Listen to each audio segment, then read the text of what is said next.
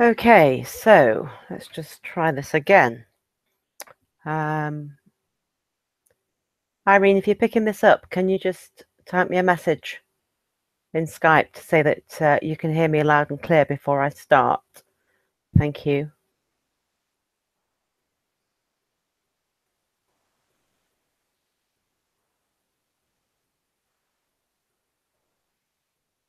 Is this working now?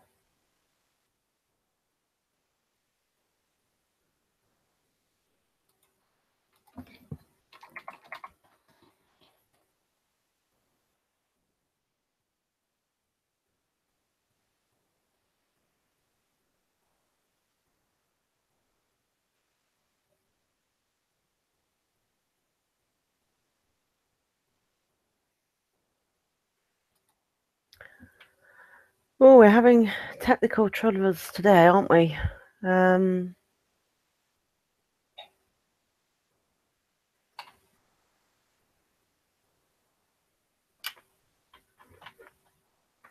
Okay, I'm going to give you the link. Here we go.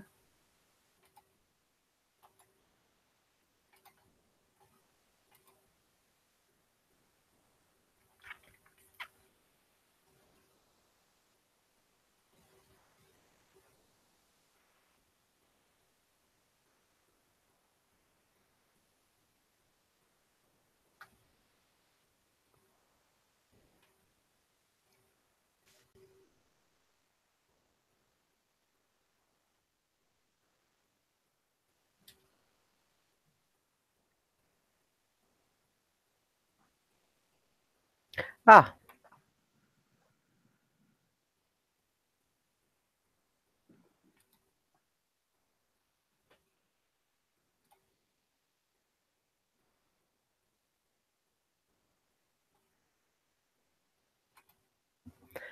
Okay.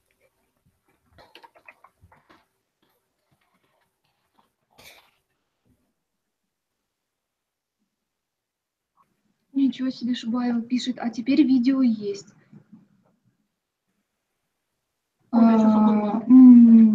Чего? А у тебя сейчас картинка была, видео. Да я понимаю, но так это по новой ссылке, а я ей давала только старую. Why can I hear you? Ну, если ответил, Да. What's going on here? Right. Let's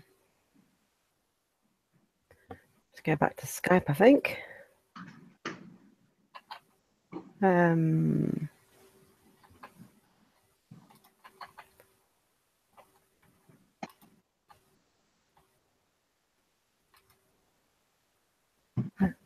Okay.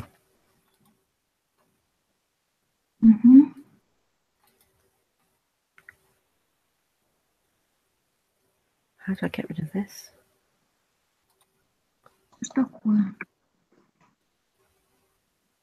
I can hear you.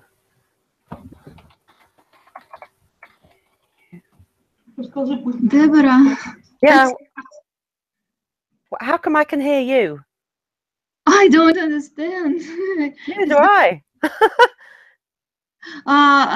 Wait a little, I will send a link to my colleague and we'll check if she also can hear you. Okay. I shouldn't be able to hear you though, should I?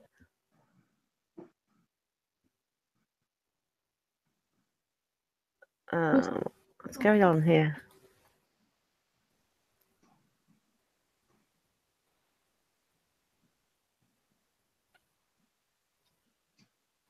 Да, окей. This is a bit strange because I can hear you.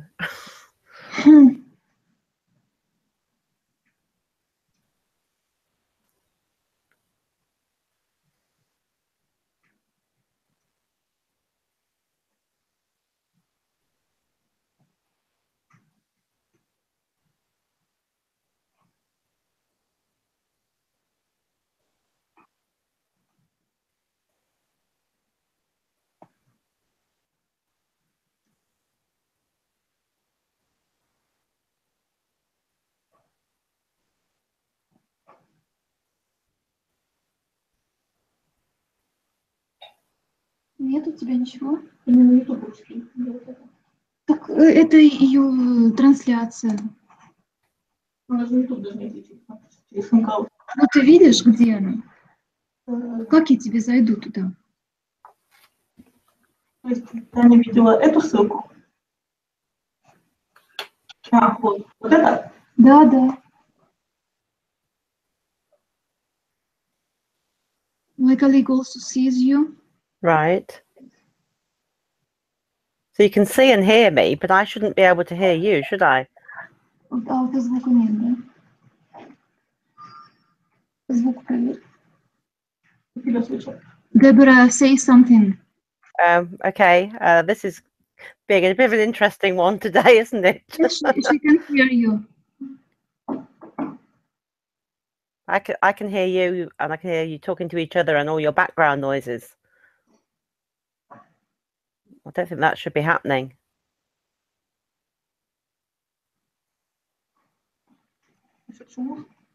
Я думаю, ты должна выключить микрофон у себя. I will switch off the microphone. Maybe it will be better. Okay. So then you want me to start, do you?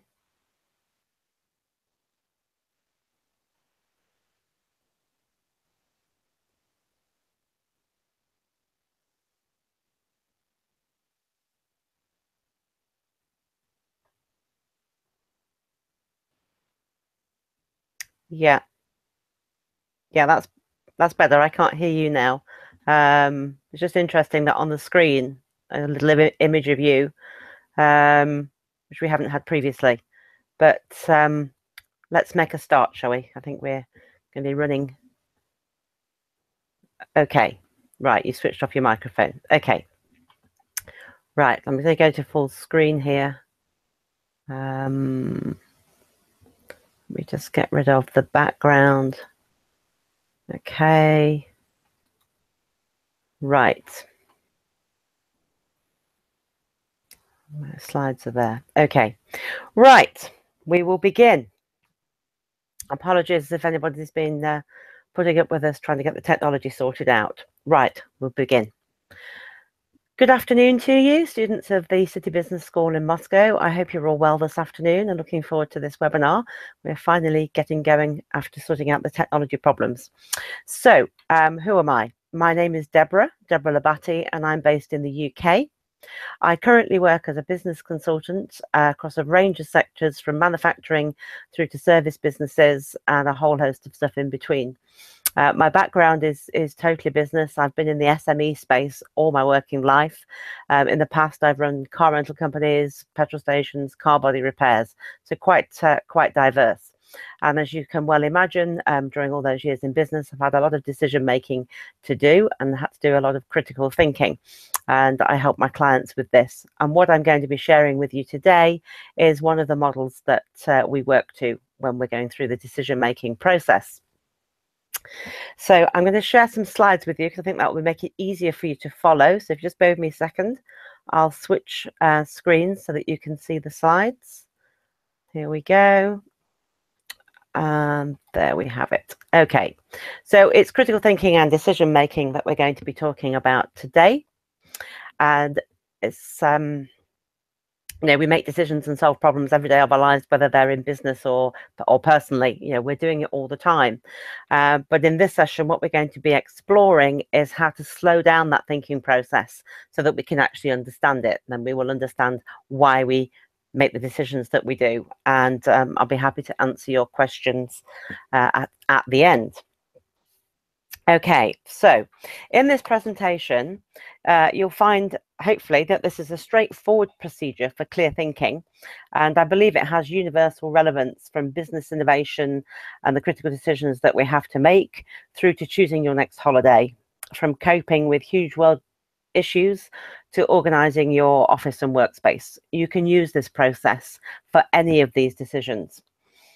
This methodology demonstrates a technique for solving problems and for recognizing and evaluating opportunities, which allow us to take time to examine the situation, come up with alternatives, and choose the right one, you know, the right decision for the context. This methodology will help you, this methodology will reveal where the ideas come from and demonstrate to how to come up with new ones, and help to define creativity by placing it at the heart of the innovation. Moreover, I think it shows that creativity is a practical skill which can be taught and learnt by everybody. So there's 3 sections to this: define, discover, and determine. At the end of the definition stage, you should be able to present a clear analysis of the problem together with a strategy to attempt a solution. And if that's not the case, then what you need to do, quite simply, is repeat the process. Actually understanding the problem is really half of the solution. So we need to establish the facts, where we are and where we actually want to be. So just switch to the next slide. So I've got a bit too much technology going on here. So there we go. So to establish the facts and decide where you are and where you want to be, there's a number of things that you need to go through and questions that you need to be asking yourself. So whose is the problem? Is it your customers or is it yours? Is it important or is it urgent? Is it a stopgap solution? Sorry, I'm losing my place there. Is a stopgap solution appropriate? Sometimes it is, sometimes it isn't. Should the solution maybe be outsourced? Is it possible for a complex problem to be broken down into manageable parts? And that can make it easier to actually, come to a decision with it. Can you set sub goals on the way to complete the solution? What are the consequences of a partial solution? And has the definition solved the problem? Sometimes actually defining in detail what the problem is can actually solve the problem itself. But what we're wanting to do here is really slow the process down.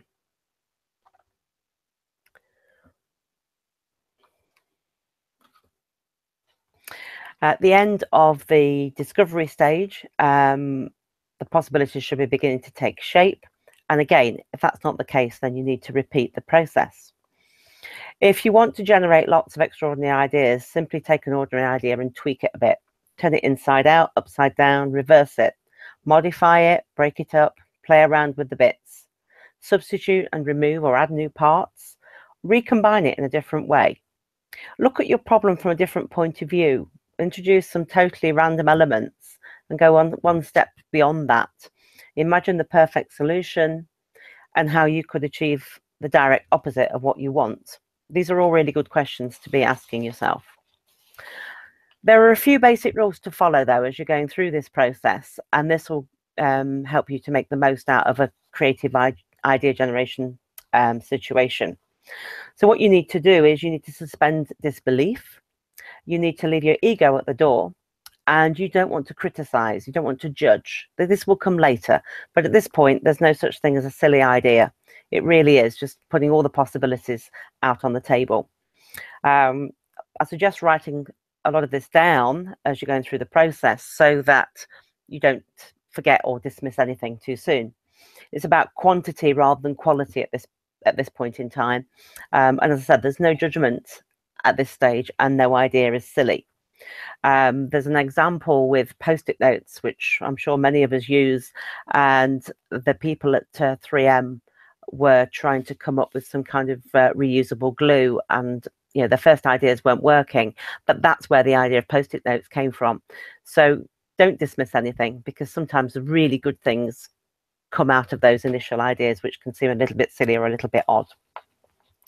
You need to sort of keep it a bit short and switch off for a while and then evaluate and maybe try again, because that gives the brain a little bit of time to catch up and gives you a little bit of extra thinking time. And remember that being creative isn't an exclusive ability that's only available to a very few special people. It's actually a very special ability that's available to us all. At the end of the determination stage, you should have a practical response to the questions posed by your problem definition. That's why it's really important to get that definition right in the first place.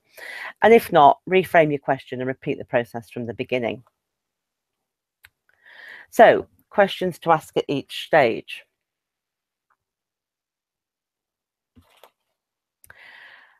How do the solutions match to your goals? Which is the most realistic chance of success? What extra resources may you need to implement your solution? How will the solution affect you? And what will the response be from others? These are all questions to consider. Which solution is the most appropriate? What are the risks? How will you monitor implementation? Will you have the flexibility to react to feedback? Can you cope with any likely obstacles? And could you cope with the runaway success? Now, that's really important to consider that. So, if whatever the context of this is massively successful, have you got all the resources and everything to be able to cope with that success? So you really need to think this through. Each of these phases should be separated to allow ideas to incubate, to soak, as it were. When we separate and slow down the thinking process, it doesn't necessarily mean postponing or delaying the decision making. There's an expression of putting something on the back burner, and the idea with that is the full expectation is when we return it will be cooked. So the deliberate getting my tongue in a twist, apologies. The deliberate separation of convergent and divergent thinking styles, together with the insistence of allowing space for reflection, results in 3 distinct phases to virtually all non-automatic thought processes as we describe them. So we pose the question, we look at the alternatives, and we choose from those alternatives. In this way, the process is fractal, tending to be threefold, each stage reflecting the following characteristics. So at the definition stage, it's all about preparation. What do we know and where do we want to be? This is about questioning, being investigative, diagnostic, methodical, analytical, and bringing about clarity of vision. In the discovery stage, this is about idea generation. How can we engineer possibilities? Here we need to be free thinking, open-minded, be relaxed, uncritical, non-judgmental, and be tolerant of uncertainty at this stage. When it comes to the determination stage, this concerns the ideas evaluation. So you assess the possibilities. Have we made any progress? Here we need our judgment and choice. We need to be critical, logical, reasoned, and refocus the vision. The results of stage 3, the evaluation stage, should form the basis of stage 1, i.e. the preparation of the next phase. And if it doesn't, then you must return to the start. It's an iterative process. And this is the process for calculating a desired result by means of a repeated cycle of operations. An iterative process should be convergent, i.e. it should become closer to the desired result as the number of iterations increases. Thus, we sort of flip-flop using convergent and divergent thinking styles with the important element of that soak time that I mentioned before, the time in between to allow your brain to catch up. And sometimes when you're having a little rest from this and your brain is catching up, you will actually come up with more ideas.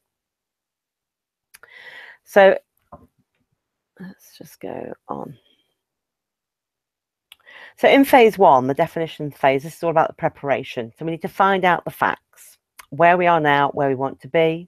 The mood should be focused and analytical. The thinking style popularly associated with left hemisphere of the brain, so linear, logical, sequential, algorithmic, and processing. And we have to ask how we can drill down to find the root cause. And this will help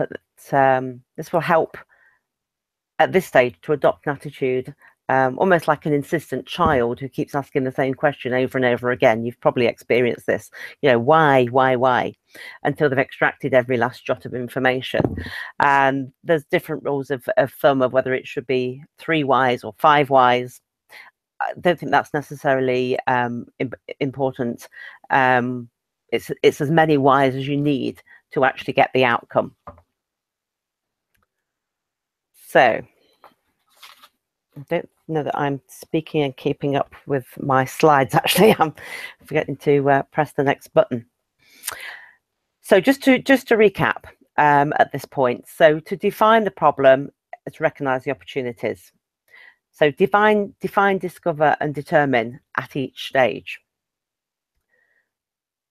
So how does the problem manifest itself? Who does the problem affect? What is the impact of the problem? How does the problem work?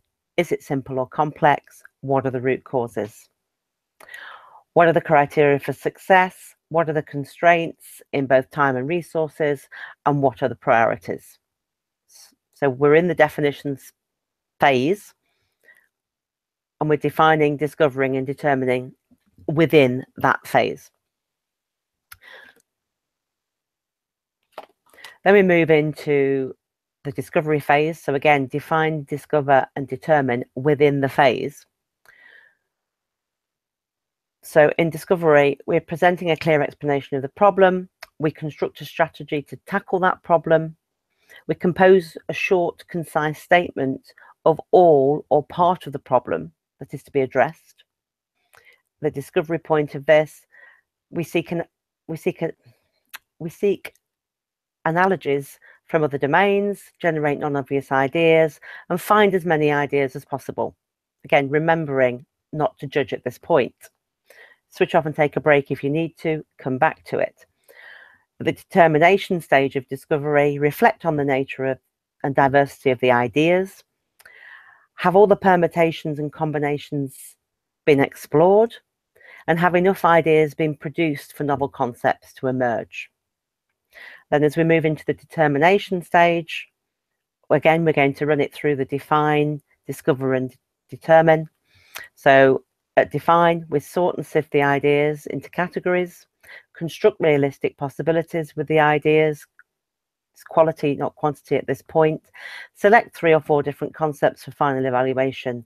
Moving into discover, you recall your criteria from the problem definition stage, compare the alternatives, and choose your optional solution. And at the determine stage of this, you present your chosen solution as a clear proposal, examine possible barriers to acceptance, and produce an implementation plan. Okay.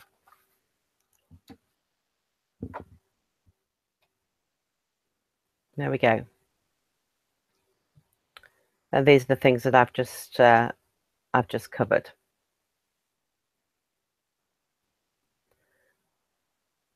I won't read these slides to you. You can, they'll get attached to the presentation at the end, and you can go through them again. Okay. So let's go through each bit now in more depth, and please feel free to take notes if you wish. So in define, we're analysing the evidence and we're describing the symptoms. To describe a problem, there's 6 classic questions really to ask: who, what, when, where, how, and why. And because our problem-solving process is so wide-ranging, not all questions we suggest will be as relevant as others. So, how does the problem manifest itself? In other words, how did it come to your attention? Was it a sudden failure, or did you feel it coming? Letters in the post or a phone call, or is it one of those nagging problems that's always been there? What are the symptoms? Describe the problem. For example, if you say, I feel ill, it's not enough. Exactly how do you feel ill? You have to give the doctor, for example, more information. Similarly, if you're saying my car won't go, that needs qualifying too. Does the engine turn over at all, or does it stop and start? You'll have your own examples here. I'm just trying to give you a few examples to illustrate the points at each stage. So who does the problem affect? Whose is the problem? Is it yours? Is it someone else's? In a business context, that someone else is your customer. In a health context, it's your patient. In education, it would be your student, the end user of whatever activity you're involved in. Can you get rid of the problem by outsourcing a solution? An example here could be the roof is leaking, so you call the builders. If you do, you face another series of questions. How will you monitor the situation? How will you fund the project? Can you trust the subcontractor to deliver on time? If you can't answer these questions, then it's likely that the problem will return. I'm just checking if there's any questions coming through at this point. If you just bear with me. Nope, it's okay. So we seem to be on schedule. So what is the impact of the problem? What are the consequences? For example, our dispatches are getting later and later. So our customers are complaining. So they might take their business elsewhere. So our business will suffer. So you will lose your jobs and so on. Again, you can think of your own problems. I'm simply giving you some examples here. So when we're in Discover, we're exploring the structure of the problem and we're finding the root causes. Whilst remaining analytical, you need to relax somewhat and look around the problem. Step back and try to see the big picture. Look at it from different points of view. This is where we're keeping our judgment out of things. So how does the problem work? Is there some sort of internal dynamic? For example, low performance equals low remuneration equals low morale equals low performance. So we can get a reverse of a spiral of decline here. Is it a string of consequences? For example, housing chains. I can't move in until you move out. How can you get the market moving? Can you draw a flowchart to illustrate the structure? Some people prefer to see things visually, some people don't. So try something different. Is the problem simple or complex? How do different elements interact? For example, is there a knock-on effect within your organization in terms of morale or allocation of resources? Obviously, the larger the project, the more complex it is, but apparently simple problems can have complications. For example, how can I carry out market research into my new product without disclosing it to my competitors? Even the simplest of situations can have snags. Another example, 5 of us can drive to the party, but if we decide to leave the car there, we can only fit 4 in a taxi to get home. So what is the root cause? It can be very satisfying to think that there is a single root cause of any phenomenon, that any proposition can be reduced to its simplest expression. However, that may rush to judgment. So bear in mind that apparently complex problems might in fact be a combination of relatively uncomplicated ones, which may or may not be interdependent. You may find a string of single answers forming a taproot, a single unambiguous cause, but each question why may have more than one answer, each answer forming a new branch of the root network. For example, why is there so much litter? Because people drop it. Why? Because people don't care. Why? Because they're detached from the consequences. Why? Because they're ignorant. Why? Because they haven't been educated. Or it could be, there are no litter bins. Why? Because we haven't put any there. Why? Because we haven't the resources to empty them. Why? Because we have other priorities. So can you see where that's going? In the determine stage, it's deciding how to attempt a solution. We now need to become more judgmental at this stage, fixing upon a plan of action. It's possible for a complex problem to be broken into manageable parts. If you can do that, if you can break it down, that might make it a little bit easier. Are the constituent parts of the problem separable, or are they interdependent? What are the criteria for success? How will you know if you found the right solution? Criteria might include effectiveness, acceptability, ease of implementation, profitability, etc. You need to decide these now. They make up the target you're aiming at, which you'll have to recall at the end of the problem-solving process to judge the likely success of your potential solutions. In many ways, you are listing the minimum requirements for the project to proceed. What are the constraints in terms of both time and resources? Is it important or is it urgent? There's a real distinction. Is a stopgap solution feasible to give you enough time to create a permanent solution? Sticking plasters are both cheap and effective in the appropriate circumstances, but a tourniquet is sometimes an absolute necessity. What can you afford to spend in terms of time and money? Is it essential to set limits at this point to prevent a project spiraling out of control? An unaffordable solution is not a real solution, it's another problem. Would a cost-benefit analysis help, maybe? What are the priorities? Can you set sub-goals on the way to a complete solution? Again, that's breaking things down.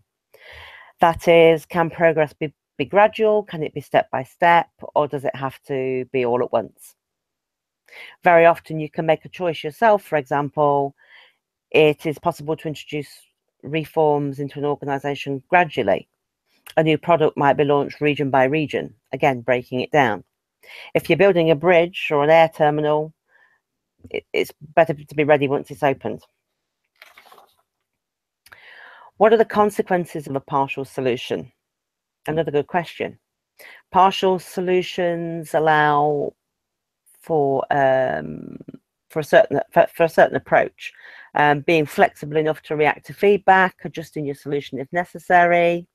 Now, would that hinder or help complete a solution? By the end of this phase, you should have a good understanding of the problem, its structure, its dynamics, and its complexity. You should be thinking of a plan of how to tackle it. You should be formulating a concise definition of the problem, or definitions if you decide to break it down and solve it bit by bit. As I've said before, very often defining a problem is half the solution. Sometimes, indeed, it's the whole solution, just getting that clear definition right in the first place. If, for instance, the root cause of your car's breakdown is the failure of a particular component, then the solution is available off the shelf. You don't need to look any further. Your problem's solved. On the other hand, some problems are still hard to solve even when you know the answer. The major cause of lung cancer is smoking tobacco, but implementing a simple solution, stop smoking, is a problem all of its own. If you're able to come up with a concise definition, you have to ask whether you know enough about the problem to attempt a solution.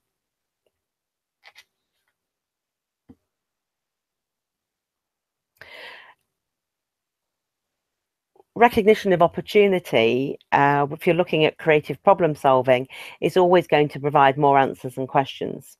Even at this analytical stage, you should have found more of what you need to know about how to solve your problem before moving on to look at possible solutions. But be sure to note down any interesting thoughts, because seemingly irrelevant ideas, which might be useful in other areas,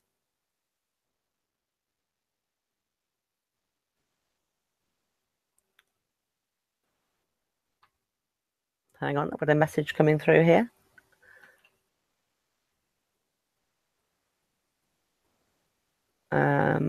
I've lost it. I'm sorry. I'm not sure what's happening here.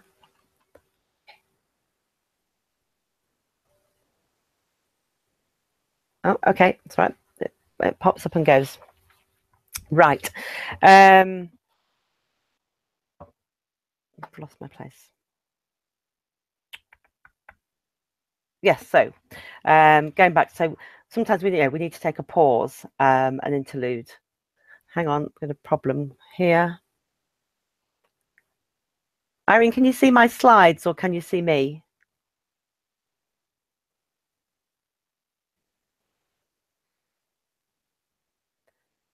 Is that no, you can't see the slides? Just bear with us.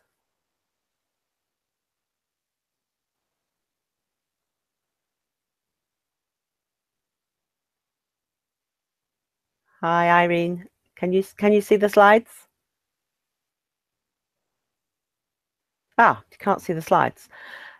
Oh, that's interesting. Okay, let me just see if I can rectify that.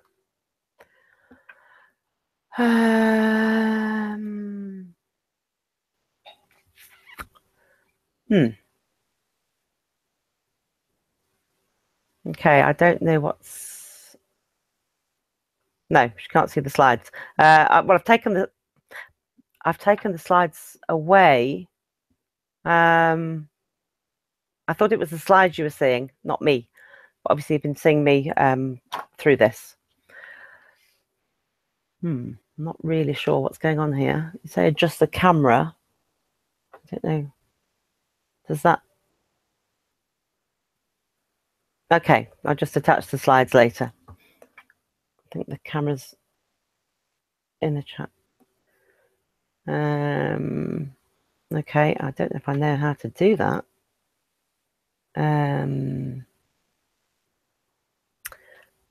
Oh, I really do wish my Russian was better than it is, because I can't read this screen. Okay, I think I better just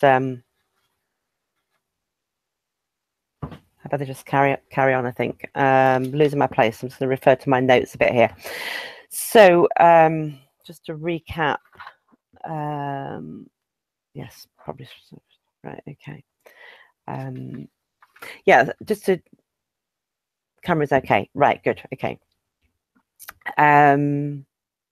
Just to explain, tell the students. Okay, yes, we'll attach the slides at the end of this presentation, so you'll be able to come back to them. Okay. To go back to the point about taking a rest. One of the hardest parts of problem solving is stopping ourselves from rushing to judgment. So this is why we need to take a break at each stage. And that way we're actually more effective. We can switch off and do something else and come back to it. Your unconscious mind will be processing whilst you're doing that. And when you come back to it refreshed, you'll come up with even more good ideas. Because when we sort of switched off, we're not completely switched off. We're just sort of in like standby mode, and the ideas will pop into our head when we're least expecting them. You've probably all had the experience at some point of being in the shower and you have your best idea and you wish you got a waterproof pen and marker so that you can jot them down, because sometimes you come out 10 minutes later and you've forgotten some of your best ideas. The notion of letting ideas incubate is not new. And one of the expressions is sleep on it. So if you sleep on an idea, sometimes you come back to it with a fresh pair of eyes. I'm going to just adjust my chair. I seem to be losing. Is that better, Irene? Said you were losing me. Practice makes perfect. I think that's probably better. Okay, I'll take that as a yes. Yeah, yes, she says. Oh, this is great. Okay.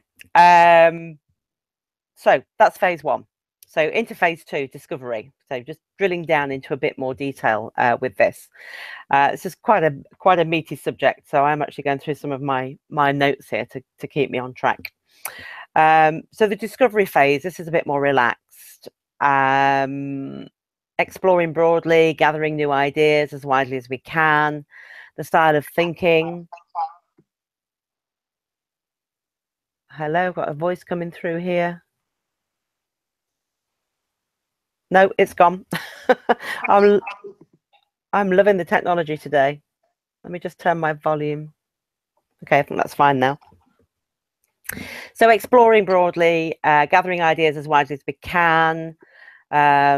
This style of thinking, some people would associate it with the right-hand hemisphere of the brain. How might we get where we want to be? So it's really, really exploring and coming up with as many ideas as possible. And by now, at this stage, we've got a deeper knowledge of our problem. And if we think of the depth of knowledge as a vertical axis, then we're going to look for fresh ideas along the horizontal axis, breadth of knowledge. Of course, vertical preeminence counts for nothing on the horizontal axis. We're going to try and find shallow and half understood concepts. Although expert knowledge is always welcome at this stage, it is not all that important. During this non-judgmental idea gathering phase, we are searching for material which we will bring back into our ideas of expertise to build it into our own solutions to be assessed on our own terms. If we try to leap from one height to another, we may fall, but bearing in mind that we are pre-concept, we have nothing to lose. We might even enjoy the trip. So again, no silly ideas, just get it all out there, get it all out of your minds, sharing it with colleagues, bouncing ideas off each other, not being judgmental, just getting as many ideas out onto the table as possible. So prepare to find the solutions. This section is actually to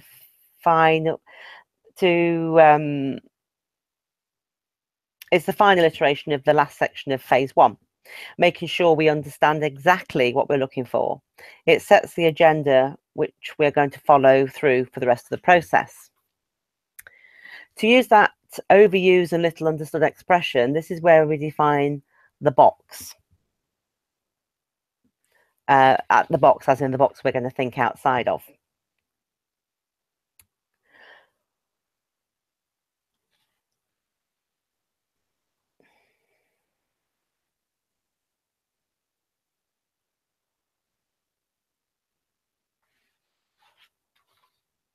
Right.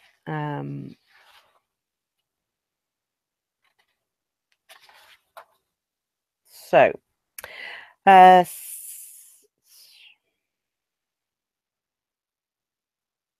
got a bit of a quote here that you might find interesting. If there is a secret to creativity, this is it. We are not limited to our own experiences. We are not limited to our own minds. It is our minds which reach out and seize inspiration, not the other way round. We are the motive force behind ingenuity.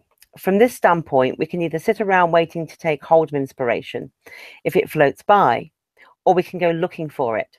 We can search other people's minds, other people's experience. As you'll see, we are not even limited to our own species. That's quite interesting. I'm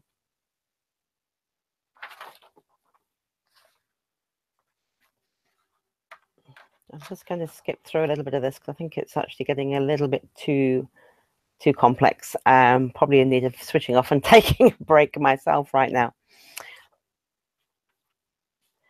So, how are we doing for time? I think we were late starting, so I've lost a little bit of track of time there.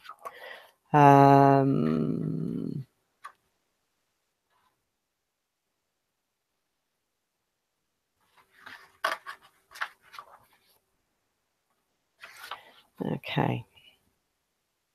So moving on to phase 3, the determination stage.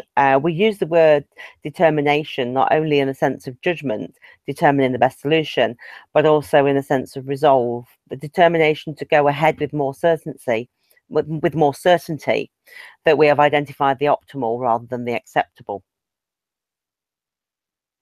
I think I've twisted in my chair and you're getting half my face again. So this section is all about refocus and synthesis, engineering the ideas from phase 2 into practical, realistic possibilities and then assessing them.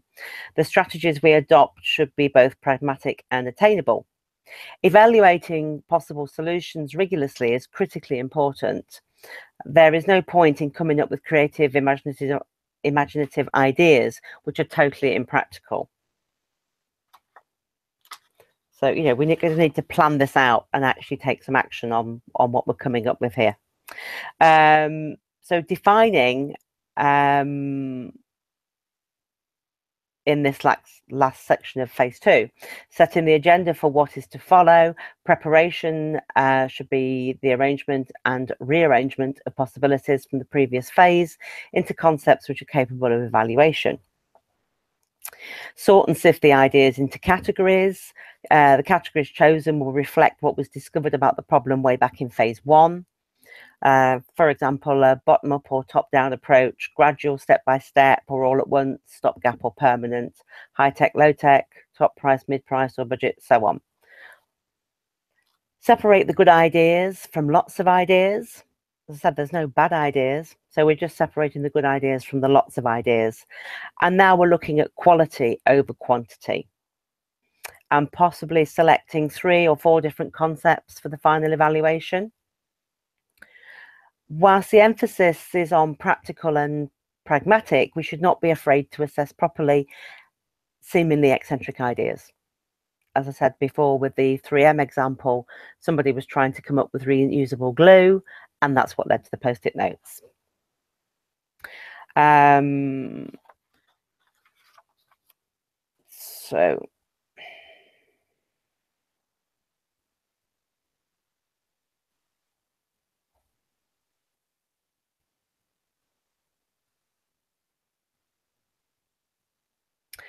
right, so investigating the alternatives and finding the best solutions. This is the rigorous analysis across the breadth of all the possibilities that we've come up with. If you recall your criteria for success from the problem definition stage, because we have hopefully been exploring the widest range of options, it is once again essential to confirm that we are proposing to solve the problem we originally identified.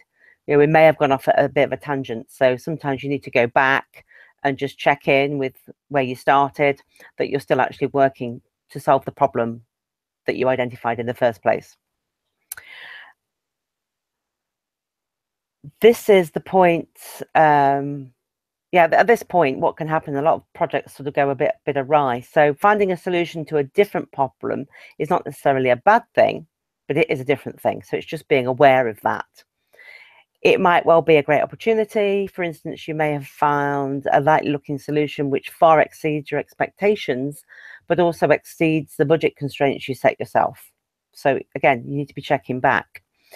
Recalling that cybernetic aspect of common sense reasoning, the ability to revise your decisions as better information. Yeah, the ability to revise your decisions as better information becomes available, because at this point you now know a lot more things than when you started. So you just need to review that. So the ability to revise your decisions as better information becomes available. You're faced with two choices. You can return to the beginning of this whole process with a new problem definition, how to increase our budget to realize the enormous opportunities of our fabulous new concept, for example, or you carry on full steam ahead.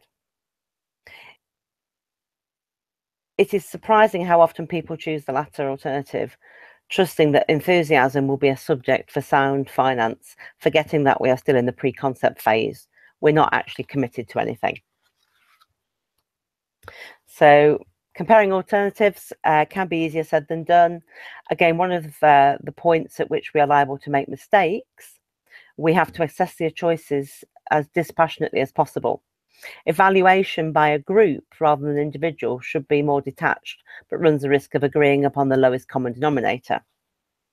There exists a wide range of formal decision-making tools which allow you to fully examine cost-benefit impact. Depending on the nature of your problem, some may be more suitable than others. In essence, most are just variations on other methods.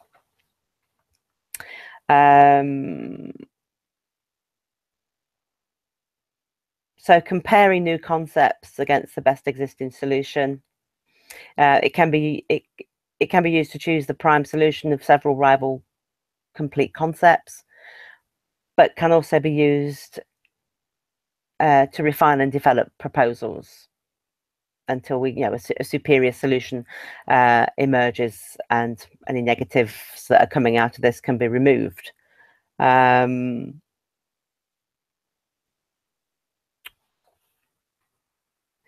If at this stage the problem is not resolved, then you must return to the earlier point, right back at the beginning if it's necessary to do so. But once more, remember, we are still pre-concept, so our only commitment at this point is our brain power. Okay, so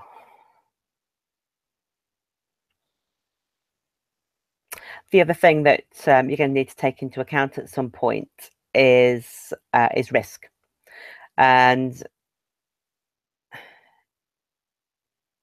just to obviously there's a difference between calculated risk and mere gambling. Taking the time as we have to examine the problems and the possibilities at this stage should reduce the chance of failure, but it's never completely can never be completely removed. Acceptance of risk necessarily implies the inevitability of occasional disappointment. And here's one of the sadder aspects of innovation, really. The best ideas are not automatically accepted.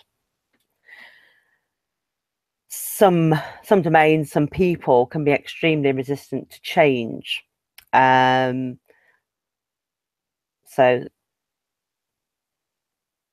that's something that you have to take into account when you're going to present your final solutions to whatever the problem was. Depending on the context, it could be that you've got a solution, but somebody in your team, or depending on the context, your team, your company, your organization, they may have their own opinions and not like your new ideas. So sometimes that can scupper what could be a really, really good idea. Okay.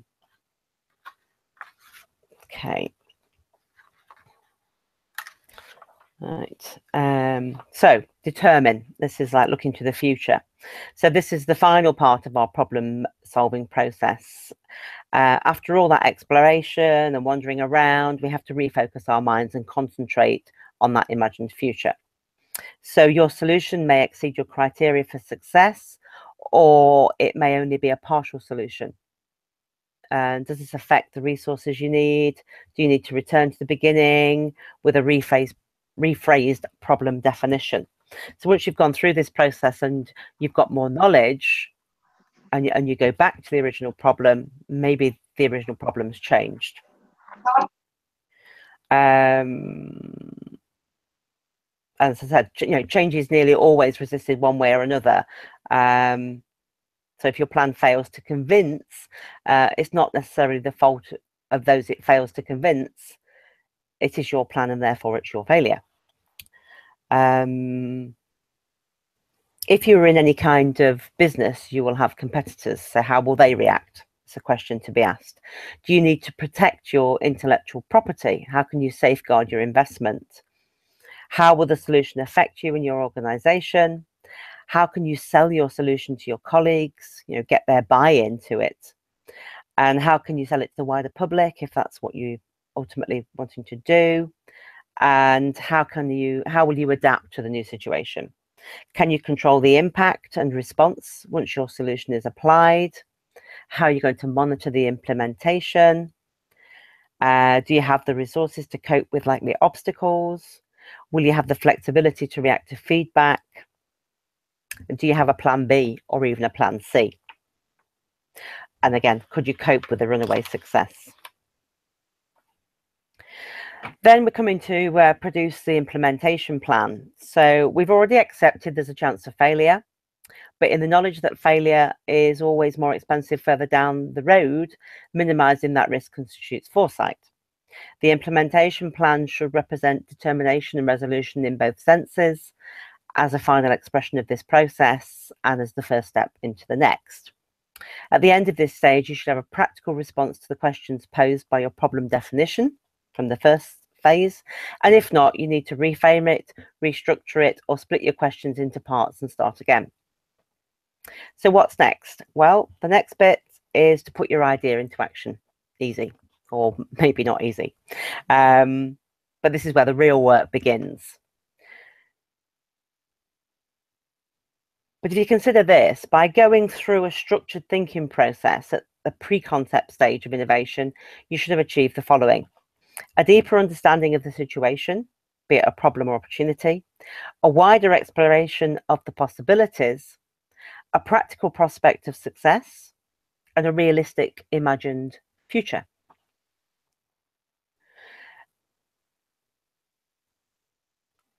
As I sort of pointed out at the beginning of this, as human beings, we possess a great capacity to think, but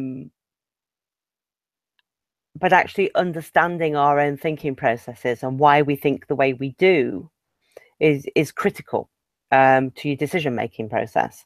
So if you know this process, it may seem very long here and now as you're learning that process, but once you know it, you can run simple problems through it really quite quickly. But it's important to go through every stage of that and not just jump to the conclusion, because then you will miss some of the possibilities. So I'm going to share the slides I'll get the slides attached to this presentation. I hope that it's made some sense. I think probably just going through the slides and going back to, I'm just looking at my other notes here. So if I can do a little bit of a recap, I think that would be helpful to wrap all this up together. So we're starting out with defining, discovering, and determining at each stage. So in the determine stage, we're going to sort and sift through. Sorry, I'm doing this the wrong way around. My apologies. Okay, so we're going to define, discover, and determine at each stage. So in the defining stage, this is where we have the problem and we're recognizing the opportunities. The questions are, how does the problem manifest itself? Who does the problem affect? What is the impact of the problem? That's defining it. Discovering it in the defined stage is, how does the problem work? Is it simple or complex? What are the root causes? And in the determination stage of define, what are the criteria for success? What are the constraints in both time and resources? And what are the priorities? Moving into the discover phase, again, we're going to define, discover, and determine in this phase. So in the discover phase, at the point of definition, we present a clear explanation of the problem, construct a strategy to tackle that problem, compose a short, concise statement of all or part of that problem to be addressed, seek analogies from other domains, generate non-obvious ideas, and find as many ideas as possible, and then reflect upon the nature of the diversity of those ideas, have all the permutations and combinations being explored, and have enough ideas to produce the novel concepts to emerge. And then in the definition stage, we're going through define, discover, and determine. So in the determine stage, defining, sort, sift ideas into categories, construct realistic possibilities with the ideas, and it's quality, not quantity. Select 3 or 4 different concepts for final evaluation. At the discovery stage of this, recall your criteria from the problem definition stage, compare the alternatives, choose your optional solution, and then at the determination stage of determine, present your chosen solution as a clear proposal, examine the possible barriers to acceptance, and produce an implementation plan. So if I can now take any questions that you have, there seems to be quite a bit in the chat box, and I'm just checking my other device because I'm hoping those questions are coming through on an email. I'm not seeing the questions. Irene, do we have any questions?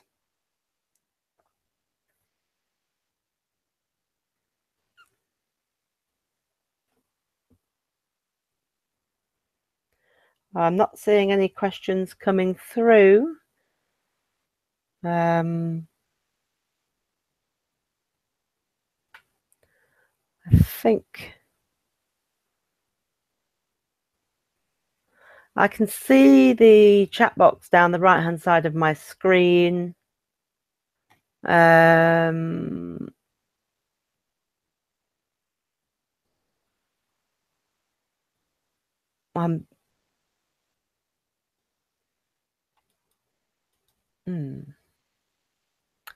I can't see.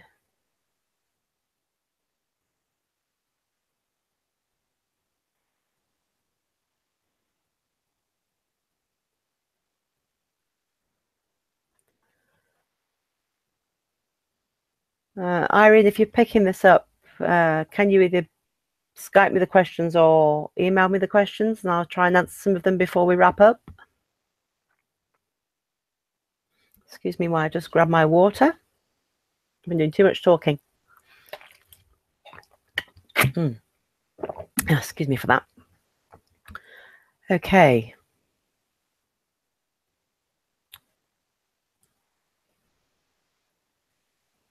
I'm not seeing any questions.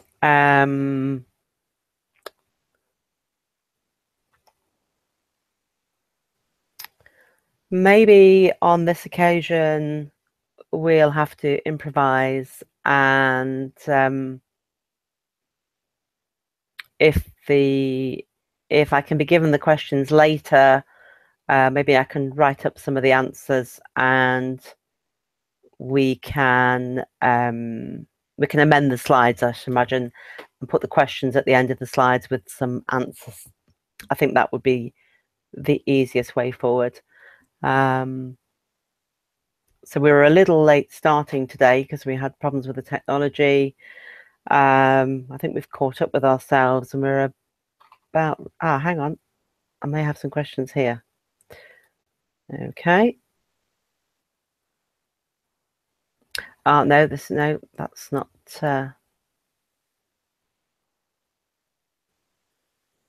No, that's not the case. Okay.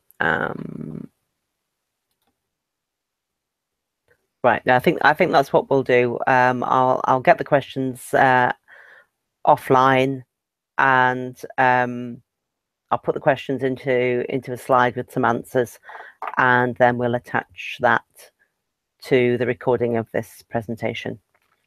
Okay. So I will wish you all a good afternoon. I hope you found this useful, and thank you very much.